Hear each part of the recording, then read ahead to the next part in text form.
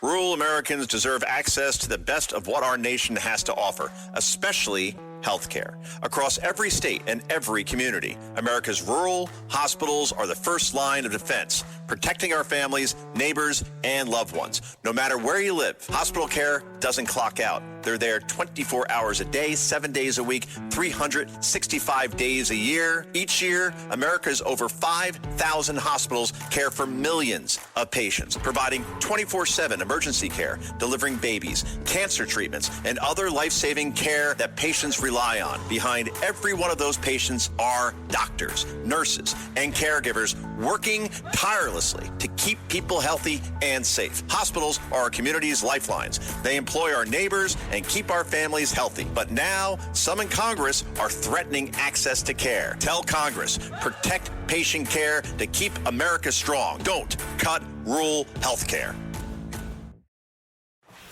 It's the Joe Concha Tunnel to Towers Foundation Sunday morning show. Now, here's Joe Concha. All right, everybody. It is a Sunday morning. A cold one. Oh, my goodness gracious. This is horrible. I mean, look, I'm not a wimp, okay? I love the cold sometimes, but this is ridiculous. I mean, we're talking about 19 degrees with the wind chill on a Sunday morning. All right. Well, I guess you live in the Northeast. This is the way it happens. Anyway, so I have to go into this, guys, because the Washington Post is very, very, very, very upset as far as the staffers are concerned, that 1/3 of the staff has been fired. Well, why is that? I don't know. I'm doing the math here, and we have $100 million lost last year at the Washington Post. The year before that, $100 million. The year before that, $100 million. The year before that, $80 million.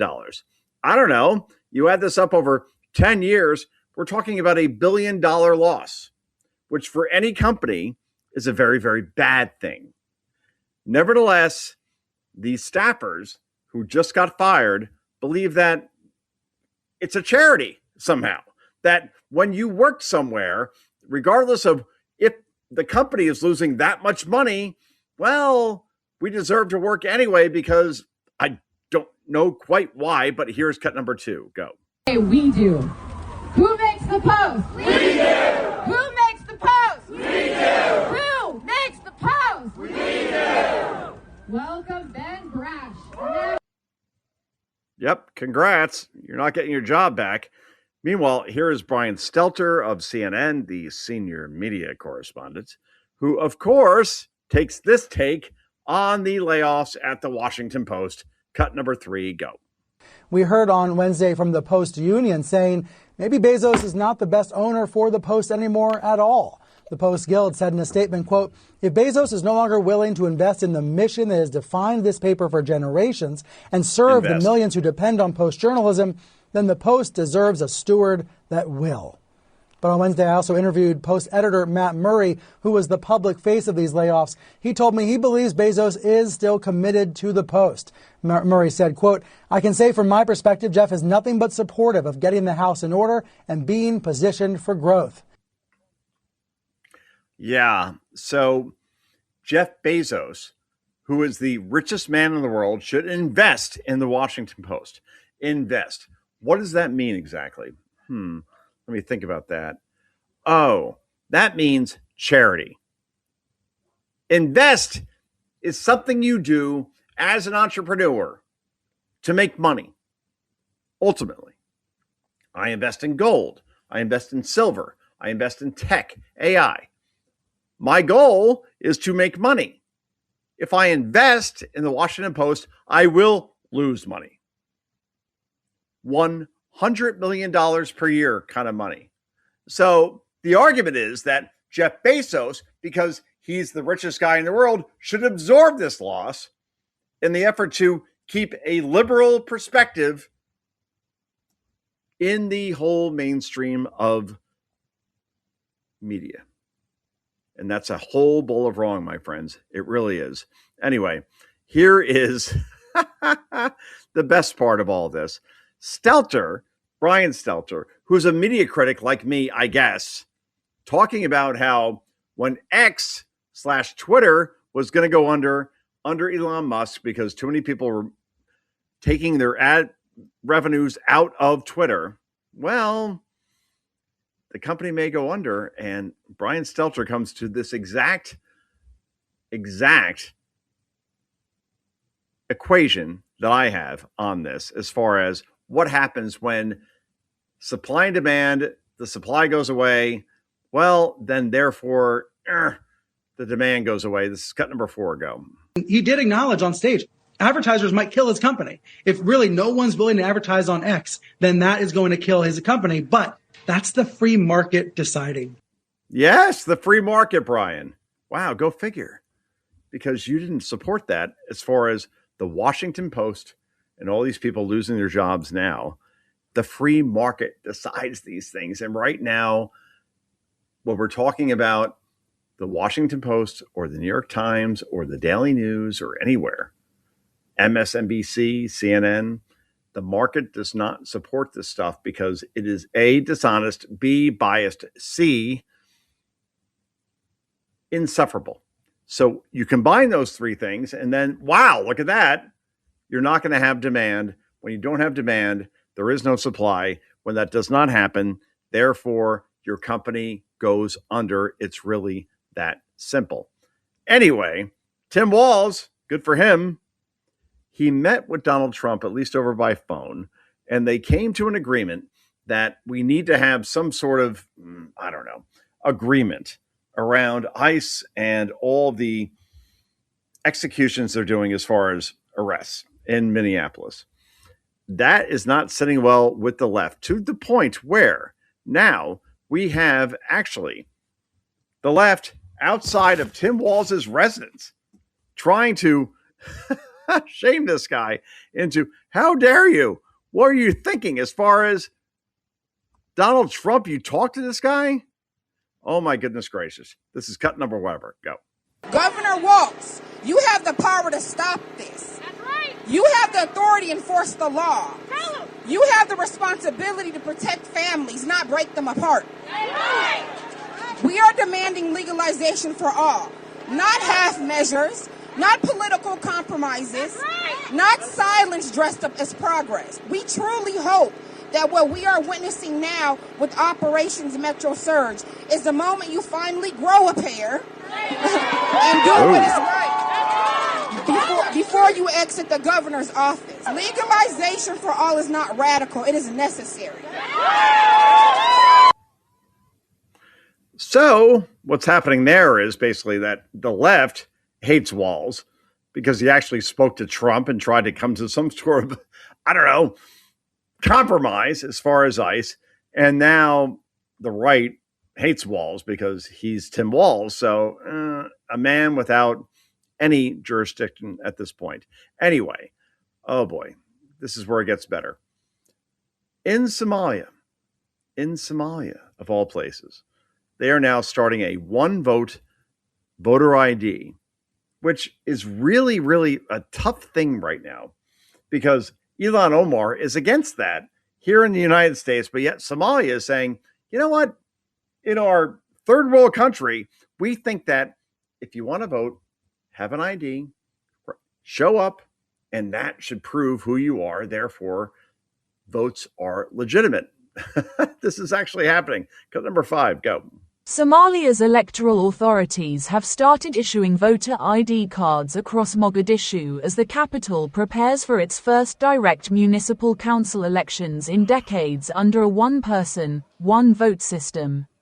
Printing at the Somali Independent Election Committee headquarters operates around the clock in 2 8-hour shifts, producing an estimated 30,000 to 40,000 cards daily. Wow. Well, we'd love that here, wouldn't we? That would be nice. But unfortunately, Democrats are against this, which is really, really remarkable when you consider what we were dealing with as far as it's simple, people. If you want to vote, show ID. It really is that simple. But nevertheless, here's what we are dealing with in this country.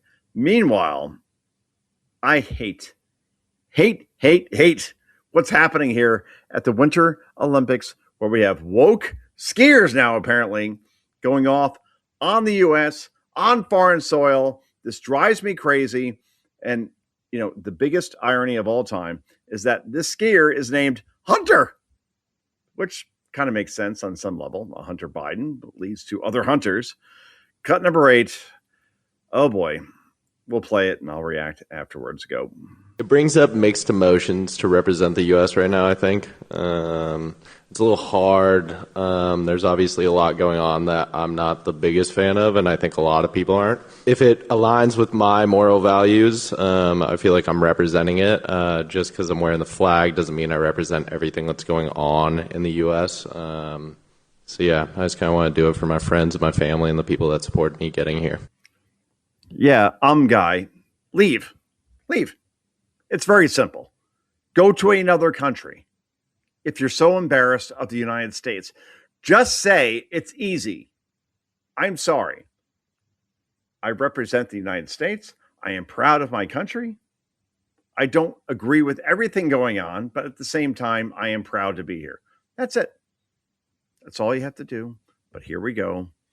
This will be a thing now throughout the Olympics where we have woke Olympians bashing our country, where we're literally forced to root against our country. And that is a whole bowl of wrong.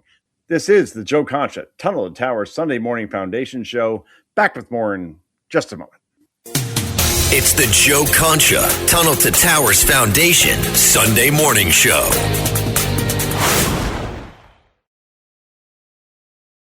Rural Americans deserve access to the best of what our nation has to offer, especially healthcare. Across every state and every community, America's rural hospitals are the first line of defense, protecting our families, neighbors, and loved ones. No matter where you live, hospital care doesn't clock out. They're there 24 hours a day, 7 days a week, 365 days a year. Each year, America's over 5,000 hospitals care for millions of patients, providing 24/7 emergency care, delivering babies, cancer treatments, and other life-saving care that patients rely on. Behind every one of those patients are doctors, nurses, and caregivers working tirelessly to keep people healthy and safe. Hospitals are our community's lifelines. They employ our neighbors and keep our families healthy. But now, some in Congress are threatening access to care. Tell Congress, protect patient care to keep America strong. Don't cut rural health care.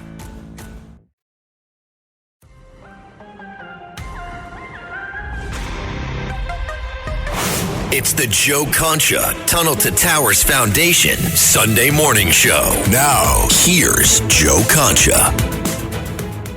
Welcome back, everybody. Well, in 2026, gold is already up 15% year to year, and silver is close behind, rising above 15 to 17%.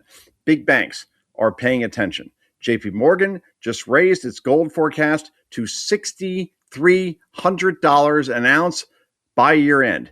Deutsche Bank, same thing, reaffirmed a $6,000 target. And ISBC, Standard Bank, says gold could move towards $7,000 an ounce. So what's driving the surge, and could gold and silver make sense for you? Call my friends at Goldline and speak with an account executive.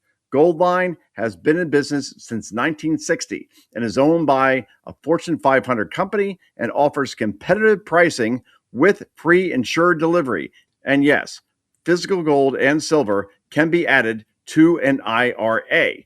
For my listeners only, Goldline is offering an exclusive discount on historic American gold coins. Call 1-800-757-GOLD and mention Joe. That's 1-800-757-4653. Don't wait. Call now. Meanwhile, Mike Tyson, the great Mike Tyson, Iron Mike Tyson. Now, I'm writing a book on transformational figures that have changed sports since I was alive, or at least, not since I was alive, but we'll call it the 80s on, okay? And that goes with Michael Jordan, obviously. It goes with Mike Tyson, obviously. It goes with Tiger Woods. I could go on as far as like the people that came into sports and changed those sports forever. Now, all that said, Mike Tyson, when you watched him in the 1980s, Trevor Berbick, 1986, I remember I was a sophomore in high school, barely, and could not believe how this guy decimated this heavyweight champion in under 2 rounds. Boom. Larry Holmes killed him. You go down the list as far as what Tyson did in the 80s, and it was a must watch until he got beat by, of course, Buster Douglas, 42-1 underdog in Tokyo, and that was the end of that. But for 3 years, 4 years, when Tyson fought, and here's the thing, you knew he would win. You knew he'd win probably in under 2 rounds, 3 rounds, if not the first round, yet people wanted to see this because they've never seen somebody who came in so ferociously and knocked out an opponent as quickly as he did. And to see something that dominant was awesome. Now, all that said, Tyson, 90s, things went south. Holyfield beat him twice. Holyfield was not exactly the best fighter as far as being fair, bit his ear, and then obviously Tyson bit him back. We all know about that, and that was the end of that. But here is Mike Tyson in terms of talking about Donald Trump and his loyalty to him, because Mike Tyson came out today with a PSA, which is a public service announcement on bad food, particularly fillers, artificial fillers that really can make people sick. And Tyson felt that firsthand. And now he's doing public service announcements on behalf of Trump, and now talking about how Trump, since day one, has been loyal to him, and he's been loyal back. Here's Tyson on Jesse Waters. This is Cut 10. Go. But listen, my whole experience with President Trump is that he's just a genuine, real person. If he got your back, he's with you 100%. Yeah, he's a loyal guy. That's my experience with him. That's my experience with him, yeah. That's why I'm for him 100%, because he's never been nothing before me. He's one of the most loyal guys you'll ever meet. Exactly right. Jesse Waters knows, I know, for that matter, that I actually wrote a book on Donald Trump, New York Times bestseller, and I hear from the president at times where I don't expect to. A text, it's a note that I get in my mailbox, which is mailed, obviously, but it really is awesome. Anyway, meanwhile, the squad is getting quite rich these days. And in this case, Representative Presley, now from being almost broke with $12,000, is now worth, $200 million since she came into Congress. Well, how is that? Well, Fox, we decided to ask some questions, and she has no answers. This is cut number 11. Go. Sir, I submit a financial disclosure, just like everybody else. Thank you. Is it appropriate for members to make so much money when they're in office? Should there be rules there? We are talking hundreds of millions of dollars for Representative Presley or everybody else. Pelosi's, for example, Paul and Nancy, who have been in Congress for years, where again, in Congress, you make $174,000. And then suddenly there's an app that literally follows Paul Pelosi's trades because maybe he has some information that we don't as regular investors. Same thing with Presley. Same thing with everybody in Congress, for that matter. Boy, they live well. But when you make $174,000 and you have to live in 2 different places, 174 isn't bad, but it's not enough to support 2 properties in 2 different places. That we definitely do know. Anyway, that's where we are right now as far as Congress, and no one is to be trusted. Anyway, this is Joe Concha. This is the Joe Concha Show. Back with someone.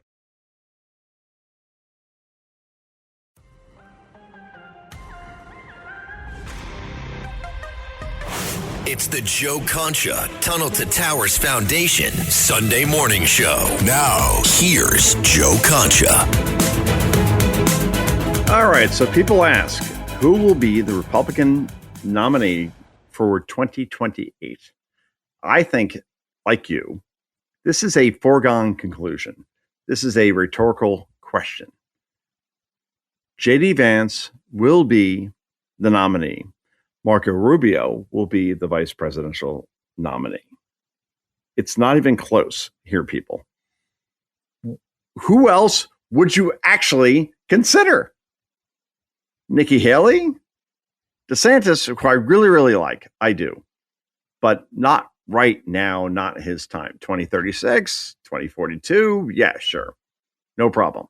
But otherwise, I do not see this happening for anybody except for the vice president right now, who clearly MAGA embraces and trusts.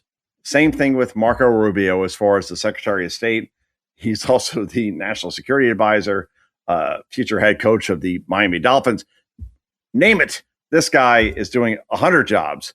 The point is that is your particular ticket right now in 2028. Now, all of that said, who will run against them? Well, probably, Gavin Newsom with a little Gretchen Whitmer, right? We have a good-looking guy with a girl who, looks like Sigourney Weaver, I guess, and therefore that should be enough. I'm sorry. If that's the matchup, expect J.D. Vance, Marco Rubio to win quite easily if Trump supporters come out for J.D., and I think they will. It's not the same when Trump is not on the ballot or on the particular campaign trail. But I would hope and I would think that would be the case. I guess we'll see. In the end, if the country is moving in the way it should right now, as far as wages being up, as far as unemployment being down, as far as the border being closed, which it is, as far as everything economically that we're seeing, gas below $2 a gallon in many, many states, or we're talking about peace in the Middle East, which we are seeing, or 1,000 things, as far as everything, crime being down to a 125-year low as far as murders. 1,000 things better than the Biden administration. If you run on that, I don't know what Democrats run on outside of we're here to protect against authoritarianism and fascism and all these things that say, well, ICE should be eliminated and abolished and all these things. And yet, is that what we're going to run on? Really? Well, Democrats want to do that. No question about it. Meanwhile, Super Bowl this weekend, Bad Bunny will be playing at halftime. Bad Bunny will be wearing, a dress, which, again, if you have a 10-year-old like I did, who lost a tooth last night, we got 2 to go, apparently, I'm told by our dentist. Point is that Bad Bunny will be performing when, hard to explain to kids why the guy in front of 125 million people is in a dress, but The View loves it. It's cut number 1. Go. Come on. Can I read you? I want to read you a quote from Kid Rock and ask you what you think. He said, so this is from Kid Rock taking jabs at Bad Bunny. Quote, he said he's having a dance party wearing a dress and singing in Spanish. Cool. Yes. We plan to play great songs for folks who love America, unquote. Mm-hmm. So in other words, if you're speaking in Spanish and you want to dance, that makes you un-American, according to Kid Rock. Yes, and so many people have said that they have this foreign act in the Bad Bunny performing for halftime. Just for a public service announcement for those people, Puerto Ricans are American citizens because Puerto Rico. Yeah. As somebody who has some relatives from Puerto Rico, I agree with that. The problem is that for the last 16 years, we have not had one rock band perform at the Super Bowl. Not one. Kendrick Lamar last year. Now Bad Bunny. I could go down the line as far as can we have a country music person on there once in a while? Can we have, some diversity? Because we're all about diversity tonight, but except maybe not tonight at the Super Bowl, where apparently it's all about cultural, political convenience and being politically correct. And here we have Bad Bunny, who went off on ICE last week, talked about illegal immigration, how every illegal should be allowed in this country. I'm sorry. No one wants that. We want the escapism that comes with football. And therefore, at the halftime, perform, that's fine, but we can't have lectures in our face, especially when it comes from the left only, which all we have seen since Roger Goodell decided to outsource the Super Bowl to Jay-Z. And we see the pattern now at this point. Name me the last time, again, when we have a country music star or a rock star perform at the Super Bowl, because it has not happened in 16 years. And you know who that was, by the way? The Who. The Who, who was 114 years old at that point. Rolling Stones performed at one point. Fine, great, but that's where we are. Anyway, this is the Joe Concha Show. Back with more in just a moment. It's the Joe Concha Tunnel to Towers Foundation Sunday Morning Show.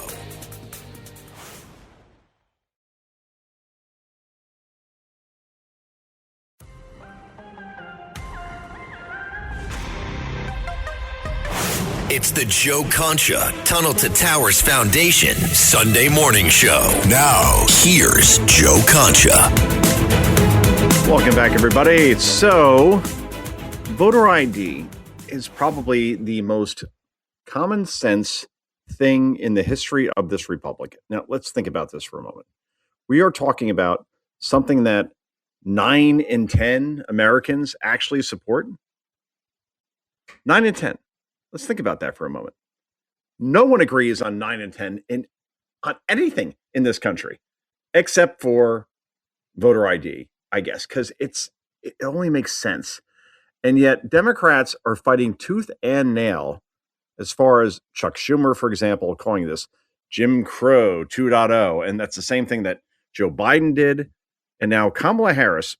Let's bring back the clip, shall we? Because this is an all-time classic. As far as the former vice president, as far as the almost president of the United States, 47th president, here is her argument. And you can't get your head around this as far as the logic around it, except that she's either stupid or knowingly lying, or probably both, which either way, neither one is a good option. This is cut number whatever. Go. Is agreeing to voter ID one of those compromises that you'd support? I don't think that we should underestimate what that could mean.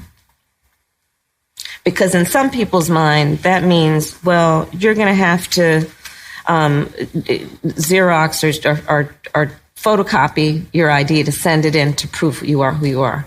Well, there are a whole lot of people, especially people who live in rural communities, who don't. There's no Kinko's, there's no Office Max near them. People have to understand that when we're talking about voter ID laws, be clear about who you have in mind and what would be required of them to prove who they are. Of course, people have to prove who they are, but not in a way that makes it almost impossible for them to prove who they are. How? How is it impossible to prove who you are in this world at this point with all these different options? This is such a scam.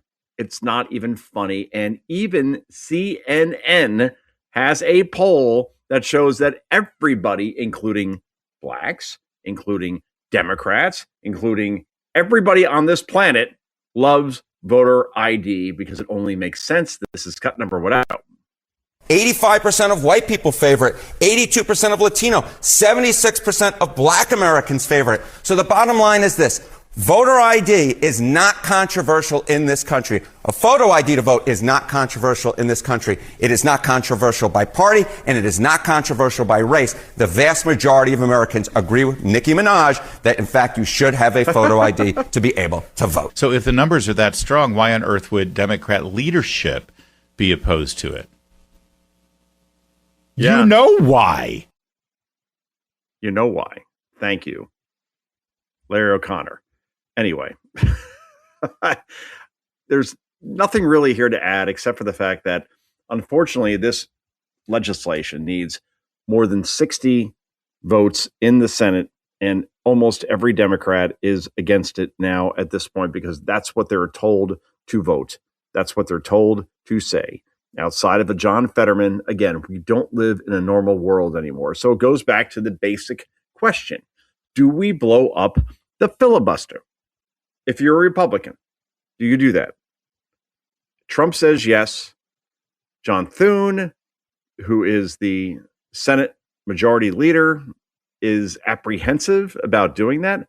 I get it completely from Thune's perspective in this regard. All right. Not because, hey, support the rhino. I get the precedent that it sets, and you can never go back. Once you take the toothpaste out of the tube, you can never go back on this. And once Democrats assume power, they will, guaranteed, as sure as you were born, they will eliminate the Electoral College. They will add 2 states to the Republic, D.C., Puerto Rico, 4 senators. They will expand the Supreme Court to the point where you have every liberal possible on there to double or triple the conservatives on there, which is a very, very big deal. I can go on in terms of the things that they will do to make sure, oh yeah, the Electoral College, gone, which Trump won the popular vote. That is a rarity. He was the first to win it in 20 years as a Republican, going all the way back to George W. Bush, who barely won it in 2004. Otherwise, that's not a game you want to play. It's not what the founders wanted, where you run at the score in places like Los Angeles, Chicago, New York, Minneapolis, Seattle. You don't want to play that game. That's not the way things were supposed to be designed. You're supposed to have different states represented in terms of what they need. So that's why Iowa, for example, is a primary state, the first, at least for Republicans now. New Hampshire. Otherwise, you say, who cares about these people? Who cares about what their needs are? Well, you got to care under the Electoral College. Otherwise, it's what people want in big cities. And that's it. And that's what Democrats want. Socialism rule. Just like we see with Zohran Mamdani. Again, the temperature's outside. Have you gone outside this weekend? I'm sure you have. I have never felt this cold in my life, ever. And trust me, I may have. I'm going to go all Al Bundy on you guys right now. I played, from what I'm told and what I've read, the coldest state playoff game in New Jersey high school football history. It was minus 28, the real field temperature in North Bergen, New Jersey. It was November, I want to say 21st, 20th, somewhere around there. No, November, not even like January we played in. And it was Wayne Valley versus Lincoln High School. And we won 17-6. And they were the number 1 seed. We were a 4. We barely snuck in.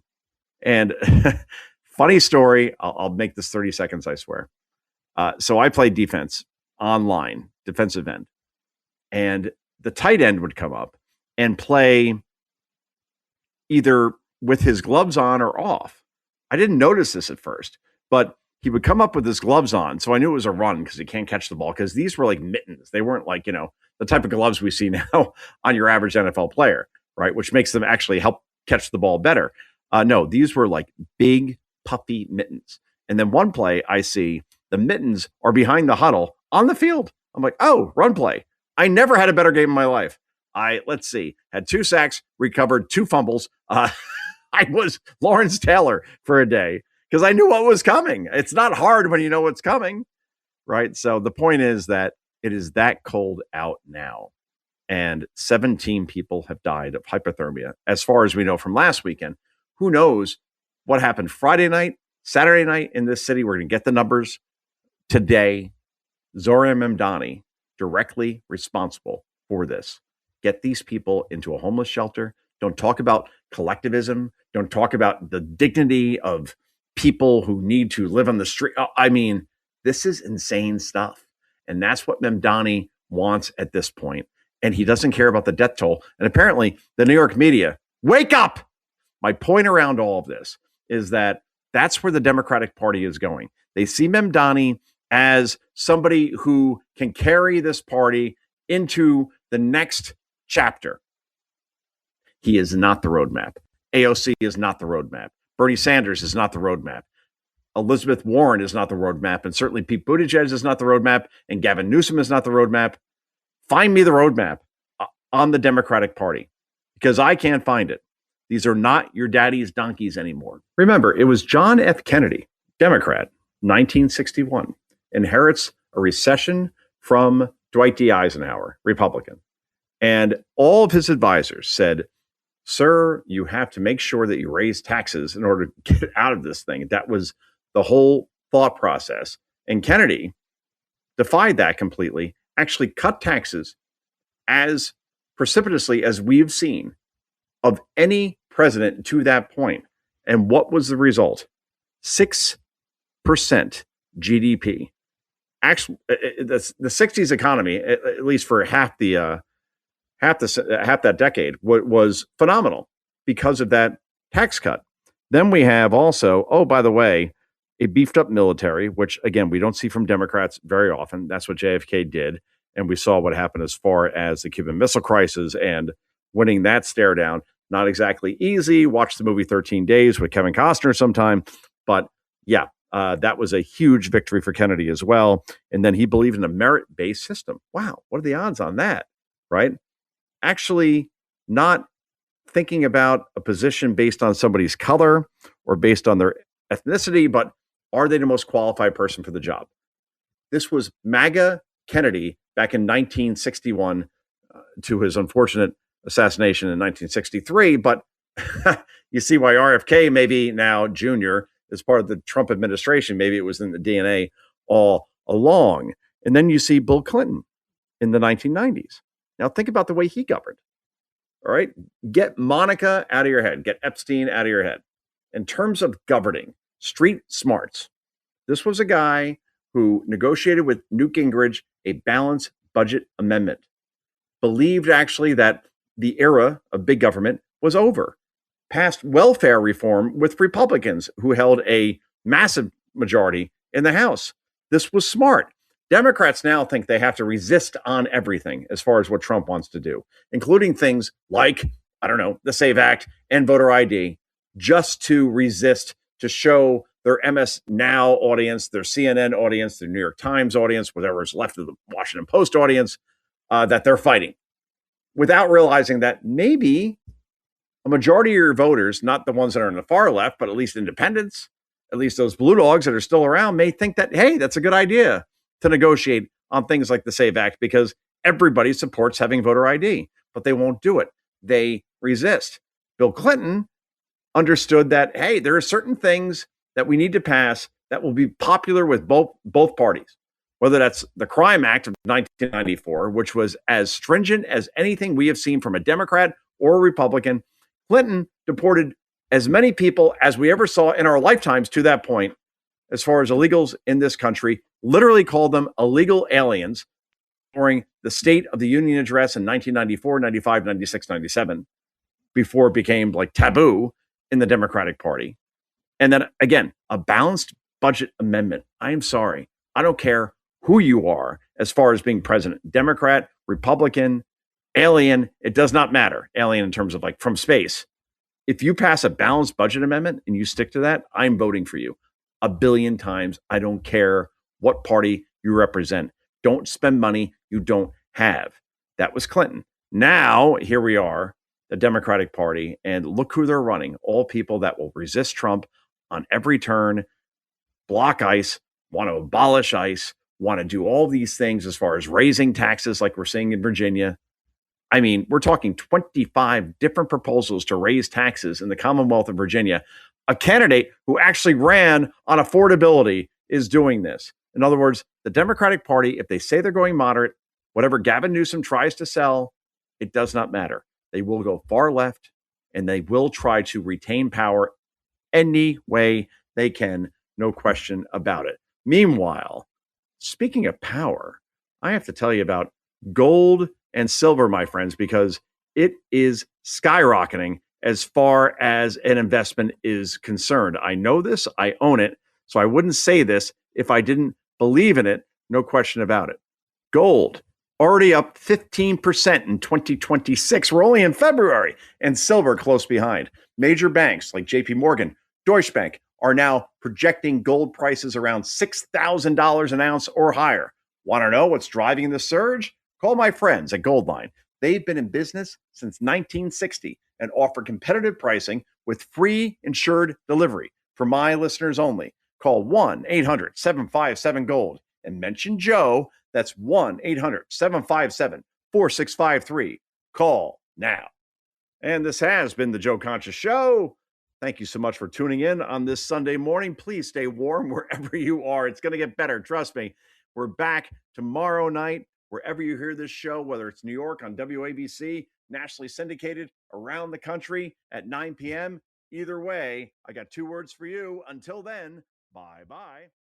Rural Americans deserve access to the best of what our nation has to offer, especially healthcare. Across every state and every community, America's rural hospitals are the first line of defense, protecting our families, neighbors, and loved ones. No matter where you live, hospital care doesn't clock out. They're there 24 hours a day, 7 days a week, 365 days a year. Each year, America's over 5,000 hospitals care for millions of patients, providing 24/7 emergency care, delivering babies, cancer treatments, and other life-saving care that patients rely on. Behind every one of those patients are doctors, nurses, and caregivers working tirelessly to keep people healthy and safe. Hospitals are our community's lifelines. They employ our neighbors and keep our families healthy. But now, some in Congress are threatening access to care. Tell Congress, protect patient care to keep America strong. Don't cut rural health care.